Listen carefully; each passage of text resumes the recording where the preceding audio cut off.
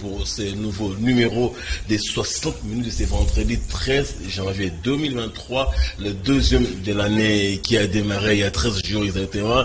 Nous sommes dans la première saison de l'année 2023 et pour cette soirée, le magazine 60 minutes reçoit pour vous Monsieur Jean-Jacques Benamei. Il n'est plus à présenter de par le travail qu'il a bas pour les locataires congolais parce qu'il est à la tête d'une grande ligue, la LILOC, la Ligue des locataires congolais, et il fait des plaidoyers à tout moment, il défend les locataires, leurs droits, et aujourd'hui on les reçoit pour d'autres raisons connexes au bail parce qu'on se rappellera, l'année 2022 finissante a connu un drame pour le Congo.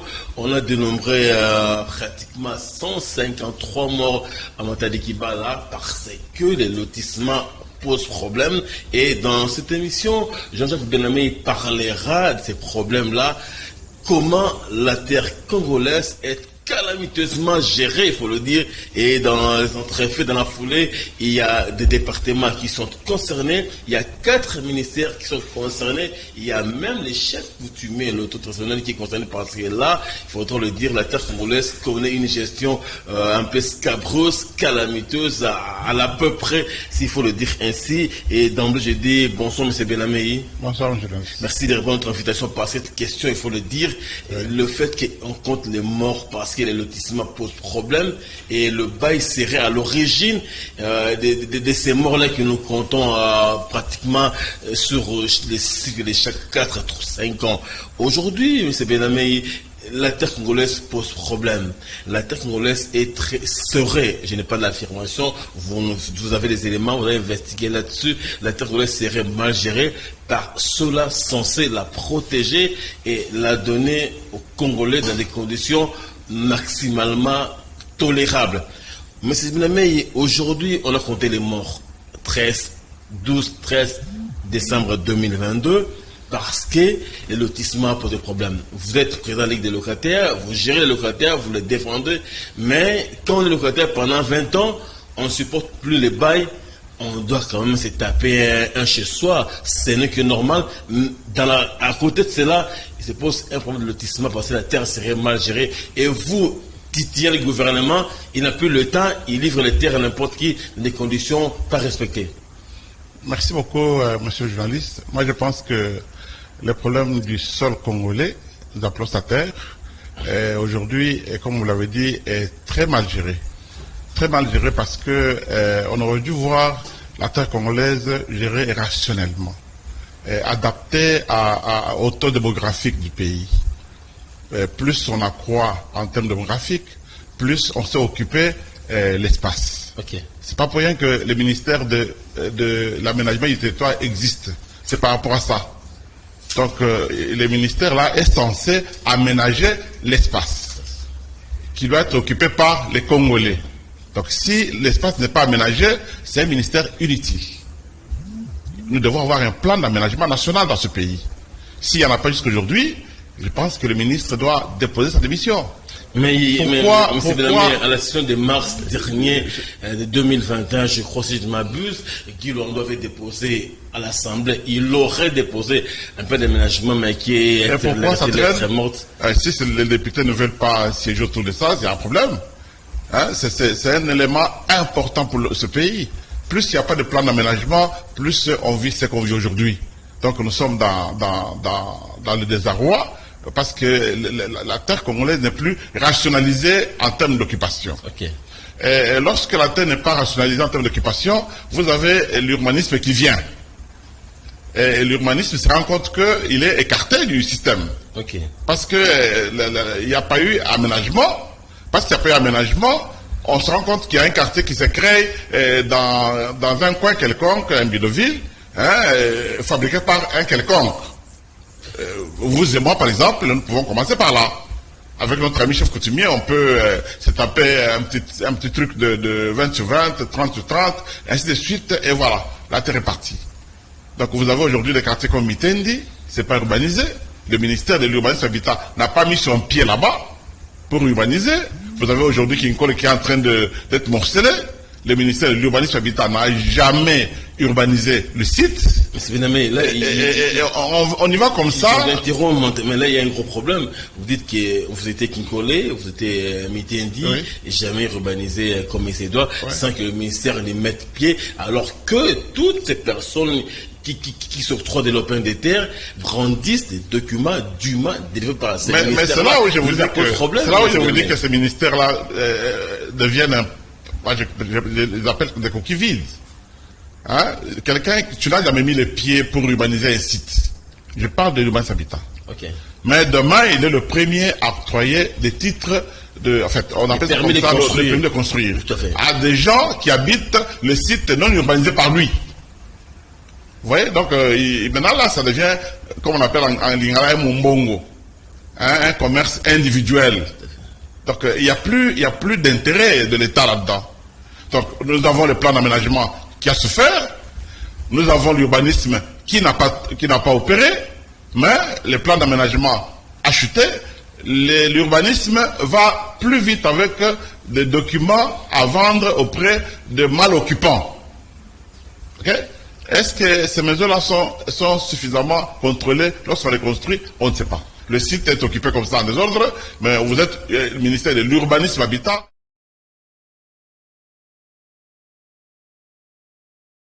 Une difficulté. Mais j'ai vu un jour un chef coutumier en train de mettre la taille d'une avenue, mettre canne ou quoi, comment on l'appelle. Et il dit, écoutez, cette avenue doit mesurer 5 mètres parce que juste là, une voiture, si on élargit trop, nous risquons de réduire les dimensions des parcelles. Voilà, il est urbaniste en ce moment-là. Le chef coutumier devient urbaniste. Où est le ministère? Mais le ministère viendra pour octroyer des titres de construction, qu'on appelle permis de construire. Alors quand vous évoluez, l'affaire foncière fait son travail aussi.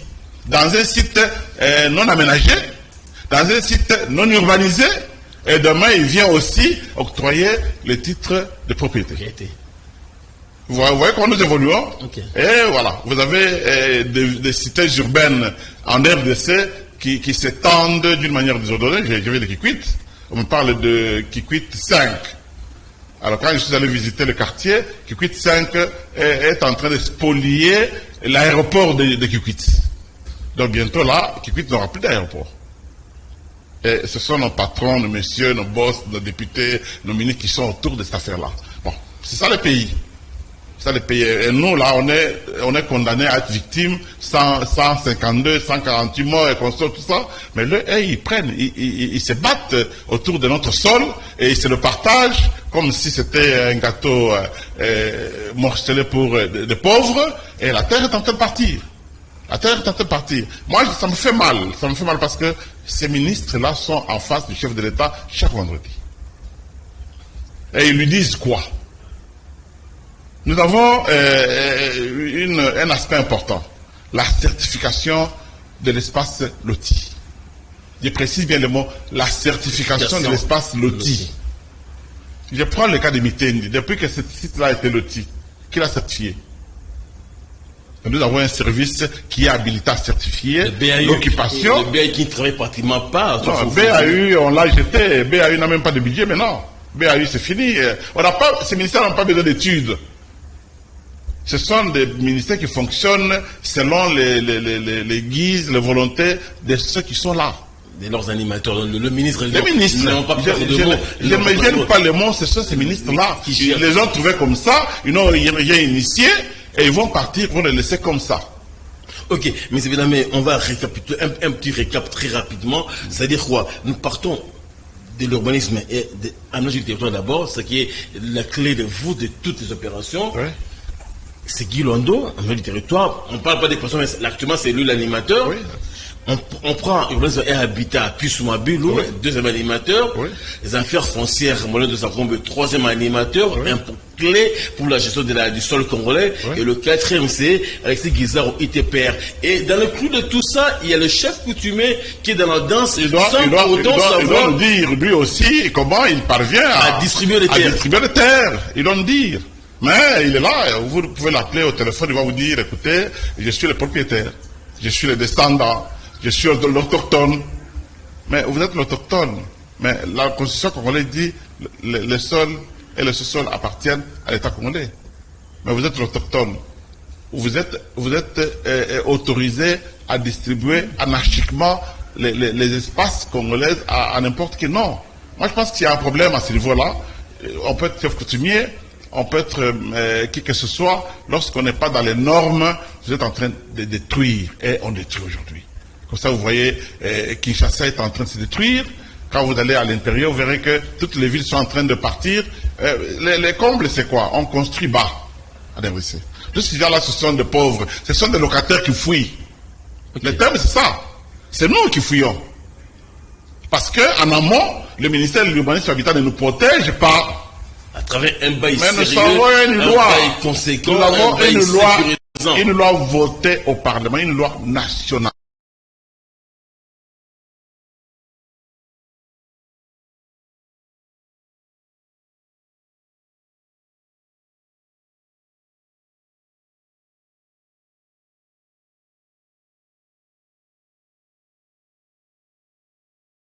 Et l'habitat a échoué. Et parce qu'il a échoué, aujourd'hui, on nous condamne dans les 10 mois de garantie locative. Nous sommes coincés. Et les bailleurs n'est pas sanctionné. L'article 39, il doit être amendé. 3.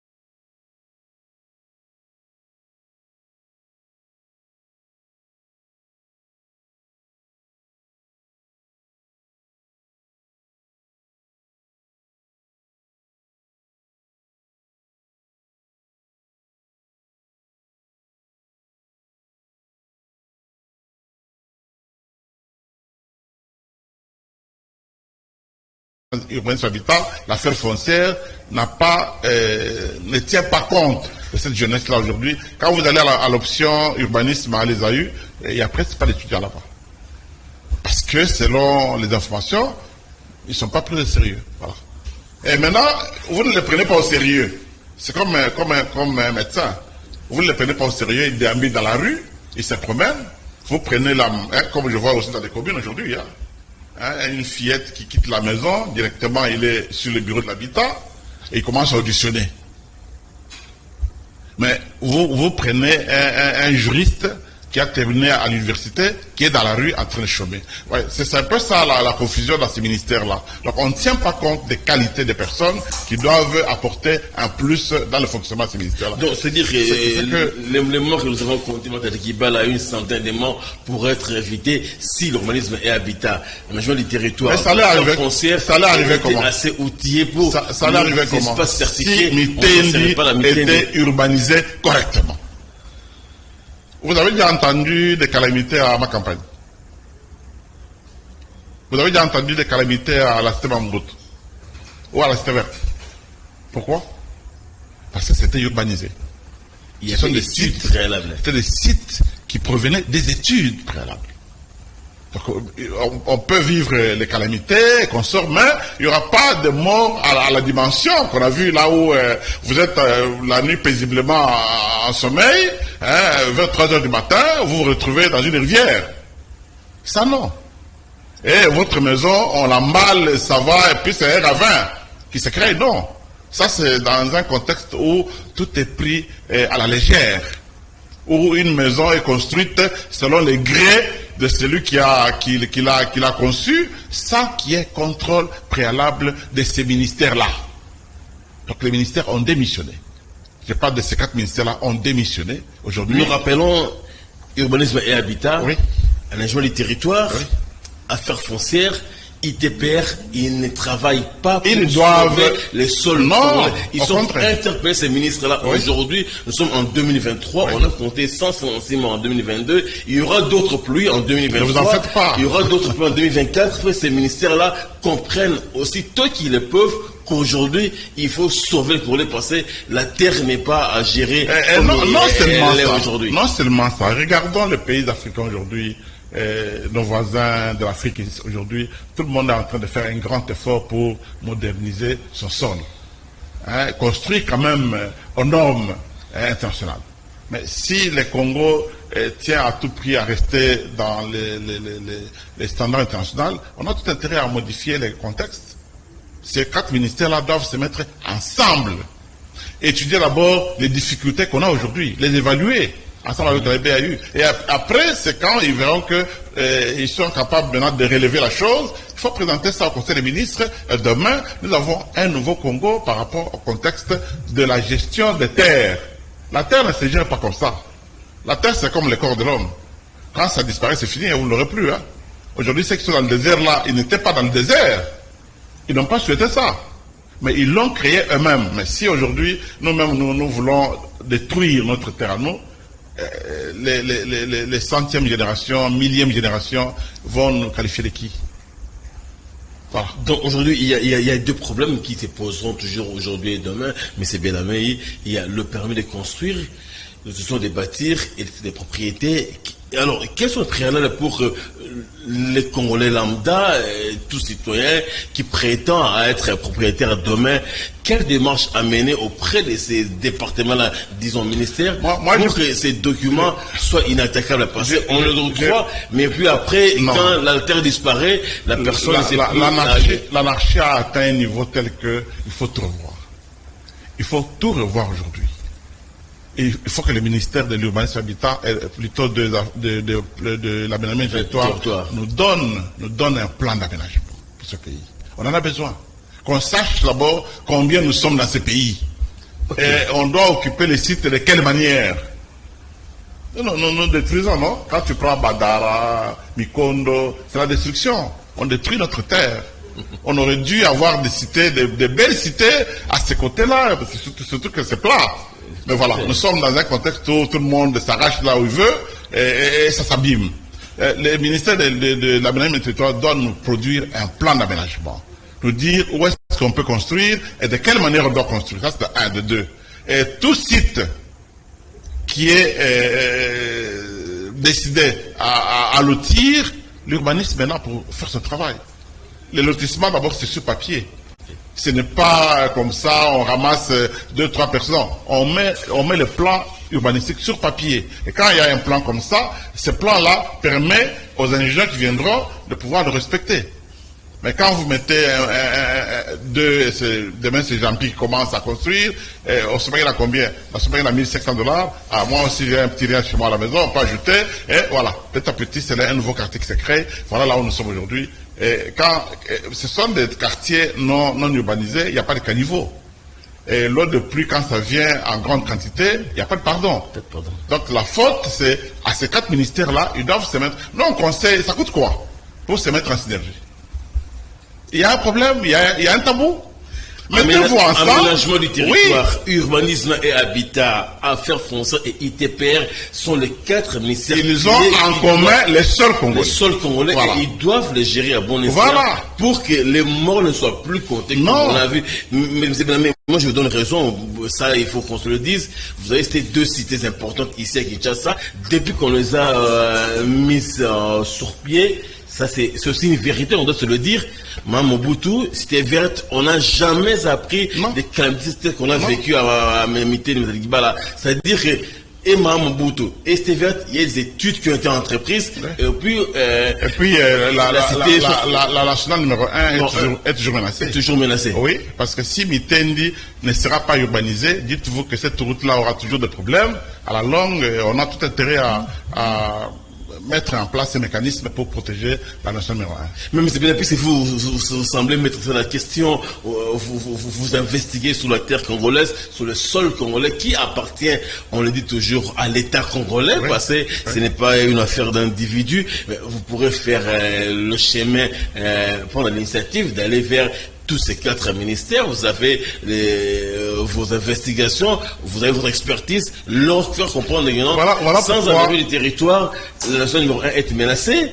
Les cités telles qu'Emitendi, aujourd'hui déjà, les maisons pilules comme les champignons, demain ça disparaîtra et on aura perdu argent et énergie pour rien. Voilà pourquoi, à mon niveau, nous avons décidé carrément d'initier un observatoire national de logement. Nous devons avoir un observatoire national de logement dans ce pays. Nous devons observer. Ce que je te dis aujourd'hui part de là. Donc quand je suis à Kinkole, je fais l'observation. Qu'est-ce qui se passe à Kinkole? Quand je suis à Maluku, je fais l'observation. Qu'est-ce qui se passe à Maluku? Donc moi, je fais l'observatoire national de logement comme mon cheval de bataille. Je suis la société civile. Demain, je serai obligé d'aller vers eux. Les plans d'aménagement, c'est utile. Les plans urbanistiques, c'est utile. Les titres doivent suivre le plan qui est mis en place. Ce n'est pas comme ça, les titres, non. Et en fin de compte, il faut certifier un site. Ailleurs, ça se fait. Hein? Vous construisez un site, il n'y a pas quelqu'un là-bas. Vous voyez, le service de l'habitat aujourd'hui est ancré dans la vente de préavis. Ça, ce n'est pas leur travail. Ça, c'est trop bas. C'est un service technique. Ils doivent certifier le site construit. Un site, prenons le cas exemple, Kinkole. Kinkole a été urbanisé, Kinkole a été loti, Kinkole est dans les normes. Avant que les gens habitent à Kinkole, c'est le service de l'habitat qui doit certifier si réellement le site est habitable. Le site est habitable. Parce que l'habitat, c'est les droits humains. Ok? Aujourd'hui, maintenant, ce service-là est perdu. Ils sont chaque jour maintenant dans la vente de préavis. Moi, je pense que c'est quelque chose. Il faut quand même lire. Il faut lire puis aller ailleurs, voir ce que les autres font. Ça ne coûte rien. On peut même mettre un site à 30 km d'ici, même 50 km d'ici. Ça coûte quoi? Si on nous crée un site après Baïndombe et on nous modernise le site, vous verrez quelqu'un aller envier Baroumou. Il y a l'école, il y a l'église, il y a le marché, il y a tout là-bas, mais je préfère encore habiter là-bas tranquillement que de vivre ce que nous vivons avant vous ici. Ok, et dans ces entrefaits-là, M. Belamei, il y a aussi l'autorité coutumière qui est dans la danse, on parle très peu d'elle, alors que c'est elle qui octroie en premier les terres. Il y a des gens qui achètent auprès des chefs coutumiers dans nos différents villages urbains ici. Quand vous allez à Kinkole, vous commencez par les chefs coutumiers, ils livrent même les documents de propriété des portions de terre. Et alors, entre autorités traditionnelles, ce qu'on appelle chef coutumier, et les ministères et l'État congolais, qui a préséance sur la gestion et l'octroi du sol. Il y a un problème. Il y a un problème.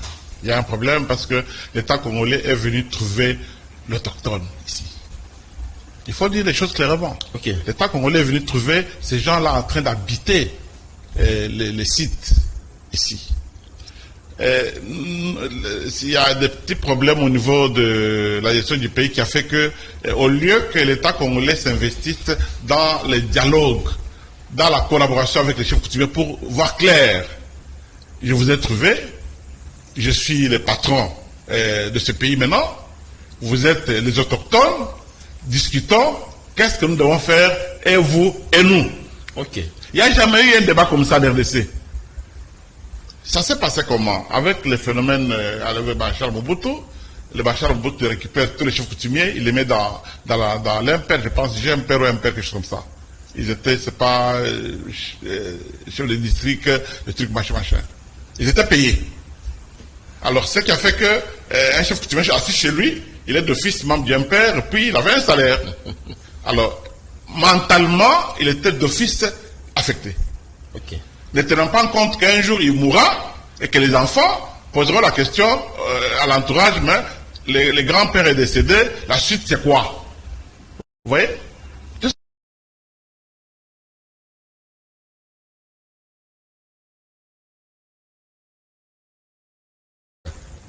Ont touché au pouvoir et n'ont pas tenu compte de dialogue franc avec l'État congolais. La difficulté est qu'aujourd'hui, on leur a rappelé, non mais cette terre-là vous appartient. Votre ancêtre était le propriétaire de cette terre-là. Alors l'État congolais et les chefs coutumiers se tirent. Alors qu'ils doivent se dire, moi je proposerais au gouvernement congolais d'avoir un ministère de l'Intérieur qui a en son sein la gestion coutumière, je pense. Si le ministère de l'Intérieur peut initier une rencontre avec les chefs coutumiers autour de cette action-là, avec les 4 ministères dont je viens de parler, pour décider des choses en face. Nous avons la terre congolaise qui doit avoir préséance sur l'autre. Qu'est-ce que vous désirez? Si vous désirez avoir des récompenses, des trucs machin, en lieu et place de votre terre, vous dites ça à l'État congolais. Et l'État congolais va prendre disposition. Au lieu que, à gauche, le chef coutumier tire un site, à droite, l'État congolais tire un site, et la conséquence, c'est l'anarchie que nous vivons aujourd'hui. Je souhaiterais que ce soit un problème d'entre les deux, qui va finir par un dialogue et un compromis, peut-être qui pourra aussi être orienté vers le Parlement pour une décision finale. Dans notre temps, le mal est déjà fait, mais c'est dénamé. Nous comptons les morts, les cités continuent à sortir des terres. Cette discussion à laquelle fait allusion ne va pas commencer demain. En 2022, on a pour 156 morts. Les pluies continuent à tomber sur Kinshasa et sur Kikwit, vous l'avez dit, l'aéroport peut disparaître. J'estime que les ministères, avant qu'il y ait ces grands débats entre l'État et autorités coutumières, mais que ces ministères-là commencent par prendre la chose après les corps, commencer quand même à gérer ce qui peut l'être. Oui, parce que là, les conséquences, on voit toujours les contextes actuels donnent le sol à l'État congolais. Et les chefs coutumiers n'est pas dedans. Légalement, il n'est pas dedans. Légalement, il n'est pas dedans. Mais tacitement, il est là. Tacitement, il est là. Tacitement, il est là. Voilà, je le mets en exergue pour dire il faut dialoguer avec lui. Mais en attendant, on doit gérer ça tel que les textes le disent. Okay. C'est un seul Congolais. Ça n'appartient à personne. Alors, les 4 ministères devraient se mettre autour d'une table pour dire, écoutez, nous sommes dans un point commun qui nous réunissait, les seuls Congolais. Que faire? Aménagement du territoire, voilà ton rôle. Urbanisme habitat, voilà ton rôle. Affaires foncières, voilà ton rôle. Et puis, les ITPR, voilà votre rôle. Ouais, et les 4 auront la possibilité d'évaluer les paramètres à mettre en place pour que prochainement, qu'on ne compte plus ce genre de morts. Que prochainement, qu'on ne voit plus les routes se couper par l'eau de pluie. Qu'on ne voit plus ce genre d'abîmes où les maisons sont emportées pendant la nuit et qu'on sort tout ça. C'est un peu trop bas de nous voir encore à ce niveau-là où on emporte. Ce serait peut-être avec le vent qui vient pour ce qui se passe aux États-Unis là-bas. Non, c'était une pluie normale. Tout celui qui a mal construit ces jours-là était dans la difficulté et devait payer des prix. Et j'aurais pu souhaiter que le Parlement, ce serait d'ailleurs l'occasion pour nous, interpeller les 4 ministres là. Les députés devaient le faire. Ils ne l'ont pas fait, malheureusement. Ils l'ont pas fait. Ils devaient convoquer les 4 ministres pour dire pourquoi il y a eu autant de morts. Qu'est-ce que vous faites de la terre congolaise? Comment vous la distribuez aux habitants? C'est aussi, il faut, autant que vous le dites, mais c'est bien la même passé, l'Assemblée nationale, le Sénat ont aussi l'obligation de comprendre comment ces ministres s'est passé. Ils sont les menacés de ceux qui sont morts il y a quelques jours. Ils en sont les menacés. C'est-à-dire que les députés, les sénateurs, même les provinciaux doivent comprendre ce qui se passe sur le sol congolais. D'autant plus qu'il y a eu des morts et après on sort l'argent pour réaménager la route, enterrer les gens. Mais après, il n'y a pas de question. Mais ça coûtait cher à la République. Hein. Absolument. Pour rétablir la route dans une semaine, ça coûtait très cher à la République. Et les députés devaient se mettre debout pour dire, écoutez, venez, les 4 venaient. Qu'est-ce qu'il vous faut comme orientation? Ça devait d'ailleurs, moi j'aurais pu souhaiter que ça commence par là. Donc les 4 ministères devaient déjà aujourd'hui se mettre en synergie pour dire évitons les dégâts. Et les députés exigent ça, et puis prochainement, nous devons nous mettre ensemble pour étudier la bonne faisabilité des choses. Et si on fait un flashback, M. Benhamé, ces conséquences-là auraient eu une origine quand même, c'est le bail qui est mal organisé. Vous l'avez dit ici en liminaire, on avait effleuré la question ici, parce qu'on le rappellera jamais assez. Je me rappelle Sun Tsingi qui était à l'APK vers les années 2011, on aurait pris des mesures entre guillemets très connu pour que la garantie locative soit de 3 mois. Ça n'a jamais été le cas. Et quand on est lancé de payer les garanties de 10 mois à chaque aménagement, on doit quitter avoir sa terre. Et là, je pose la question. Pour que le bail redevienne un bail sérieux, un bail social, humain, à la hauteur d'attente du Congolais, que doit-on faire? Est-ce encore le ministère de l'Habitat qui doit laisser les bailleurs faire leur loi, ou bien il serait complexe finalement? Moi, j'ai eu le privilège de bousculer l'État congolais. Nous sommes aujourd'hui à l'étape où il y a une loi votée au Parlement et promulguée par le chef de l'État. J'ai eu ce privilège-là. Je pense qu'il y a un problème. Ça fait 7 ans aujourd'hui, c'est la 8e année, jour pour jour, depuis que la loi a été promulguée par le chef de l'État.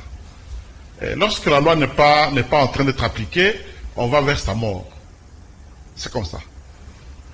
Vous verrez que la population négative, celle qui n'aime pas cette loi-là, notamment les agents de l'habitat, ça leur profite. Hein. Il y a une sorte de négation, une sorte de refus de la loi indirectement. Mais c'est le rôle du Parlement, c'est le rôle du député. On ne peut pas être piétiné. Une maison garantie locative, 10 mois. Dans la loi, on parle de 3 mois. Qui a voté cette loi-là? C'est le député. Et il est où maintenant? Quel est son rôle? Bon nombre d'entre eux, et ministères, et ministres et députés, sont des bailleurs. Donc ça nous étonne que les assemblées provinciales, ça nous étonne que l'Assemblée nationale, ils sont restés indifférents, ils sont silencieux devant cet abus, devant ces infractions, parce que c'est considéré comme ça dans la loi, c'est une infraction pénale d'ailleurs. Mais pourquoi les députés se taisent? Je pense que, je vous l'informe en passant, j'ai initié une requête. J'ai initié une requête à déposer au Conseil d'État. C'est une administration... c'est une juridiction administrative. Nous avons décidé carrément de saisir le président du Conseil d'État autour de la question, s'il peut nous donner ne fût-ce qu'une réponse avec copie au président de l'Assemblée. Nous ferons tout pour le voir, pour lui poser la question, mais qu'est-ce qui ne va pas? 8 ans, jour pour jour, la loi est là, on nous impose une garantie locative au-delà de la loi. Garantie locative de 10 mois, 8 mois, ce sont des infractions. Les Congolais s'en foutent de l'infraction. Les Congolais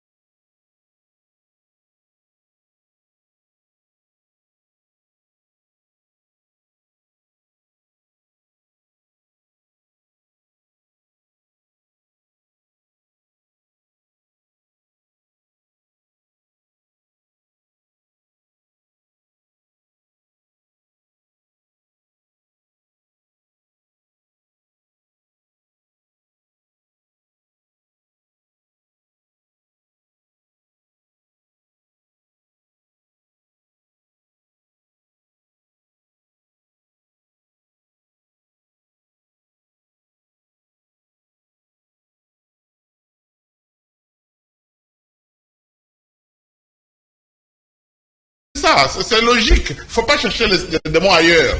Moi, je suis dans les 10 mois, autant de fois. On me dit, il y a un lopin de terre à 1500 $. Vous voulez quoi? C'est mon organisme, c'est simple, non? De terre à 1500. C'est simple. Alors, nous sommes en train nous-mêmes de nous tirailler autour de la question, alors que la logique est simple. Les ministères de l'urbanisme et habitat, tant qu'il n'y a pas de l'ordre dans les bails, vous verrez toujours les Congos en train de souffrir au niveau de la division des terres. Si les ministères ne se mettent pas autour d'une table pour mettre de l'ordre dans la gestion des terres,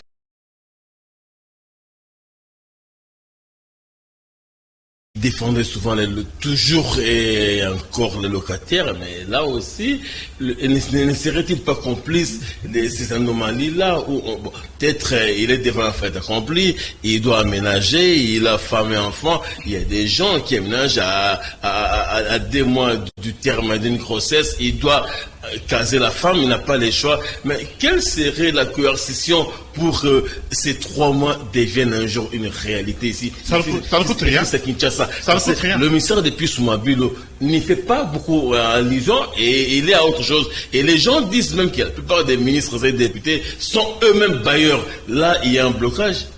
Oui, ben, tu peux être bailleur.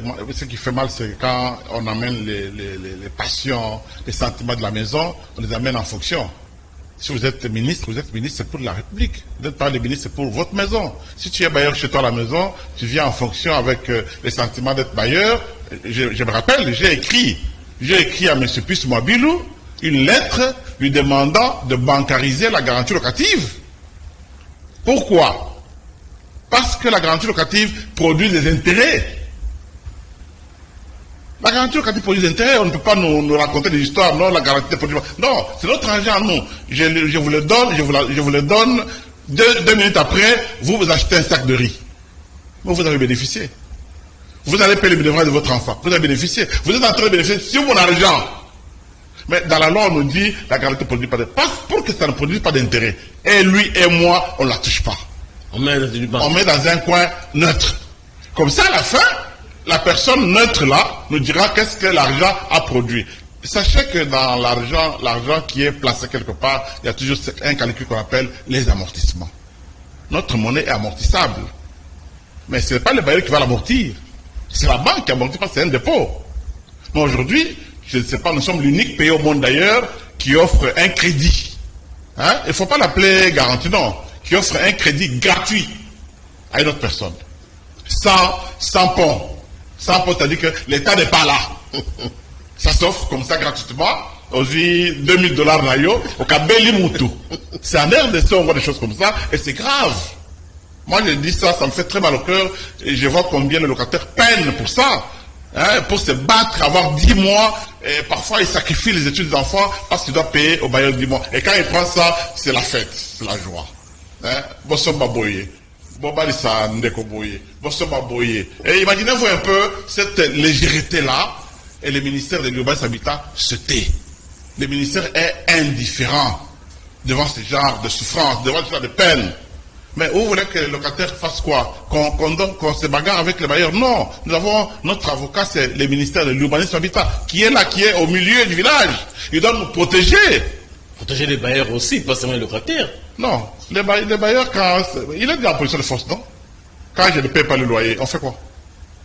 Vous savez, je vous raconte une histoire qui est un peu banale, mais c'est un peu bizarre. Il y a 2 décisions prises pour une seule sanction pour le bailleur en RDC. 2 décisions. Pour une sanction. Et pour une anomalie. Tu ne payes pas le loyer. Tu entres dans l'ordonnance loi numéro 004 de 2018, on vous dit que tu dois être déguerpi. Tu entres dans la loi 15/25, on vous dit l'occupation illégale, tu dois être détenu. Vous voyez? Ce sont les 2 documents signés par le chef de l'État.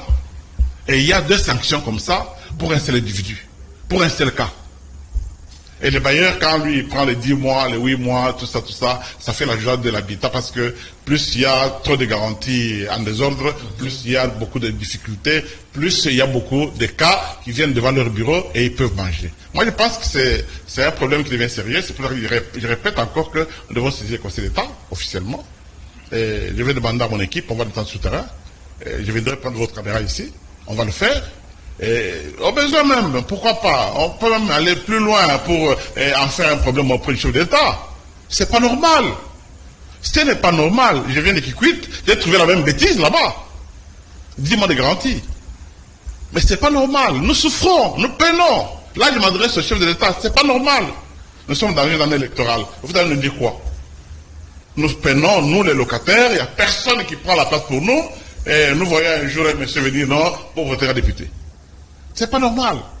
C'est pas bien de voir une population en train d'être escroquée au vu et au su de tout le monde.